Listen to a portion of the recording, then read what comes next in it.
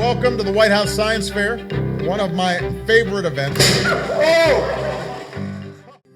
It's hard to describe just how impressive these young people are. We can think of Einstein, Edison, Franklin, Tesla, the founders of Google and Apple and Microsoft. We belong on the cutting edge of innovation. That's an idea as old as America itself. We're a nation of tinkerers and dreamers and believers in a better tomorrow.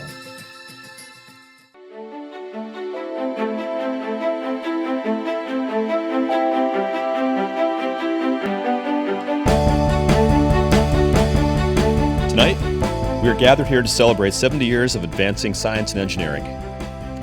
MSEF has been the leading provider of STEM opportunities for Massachusetts students and educators.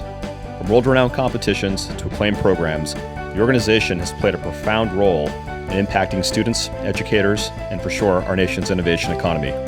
This would not be possible without the generous support of our corporations, foundations, individuals, and institutions like MIT. There is nothing more important than supporting our young innovators with the tools and resources to think critically and independently to do big things.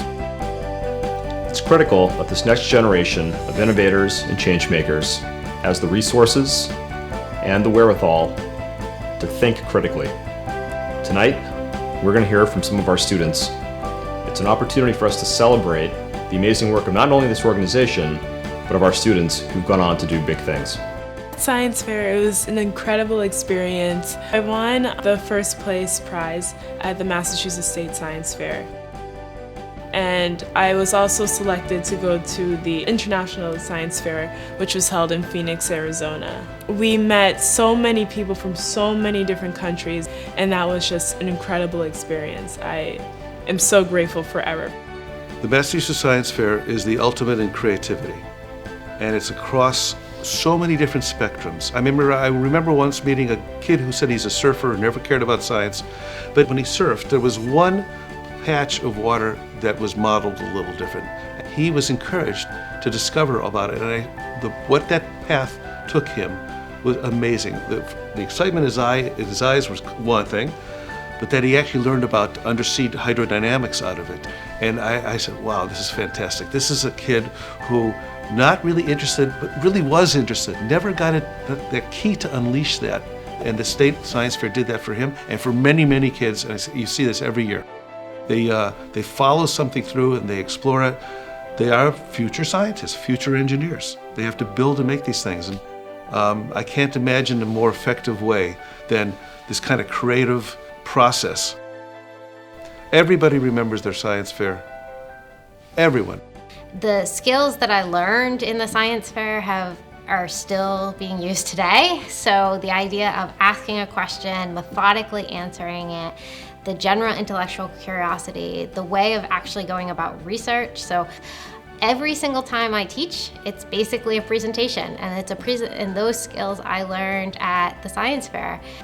So I want to become an environmental engineer because I want to help make a positive impact on the world and global pollution and climate change. I think that it's important for people of my generation to continue to think about how we're impacting the world.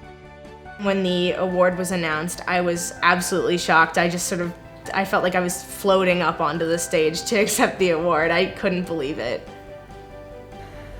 My sister and I were first-generation college students. Both of my parents struggled in factory jobs my entire life.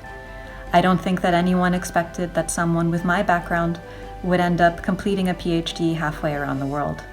I truly believe that it was my experience with the science fair that gave me the confidence to go out on a limb in my scientific career and try something new. And with that, I wish you all the best for your 70th anniversary celebration, or as we say in Austria, alles Gute und auf Wiedersehen.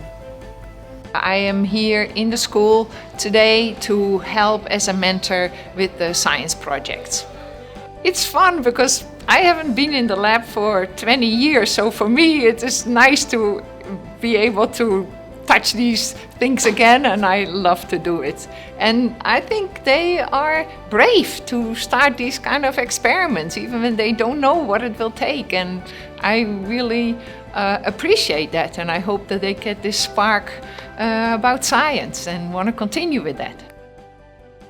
Good morning, Science Fair friends. This is my home lab where I work as a professional hacker testing aviation systems for a living.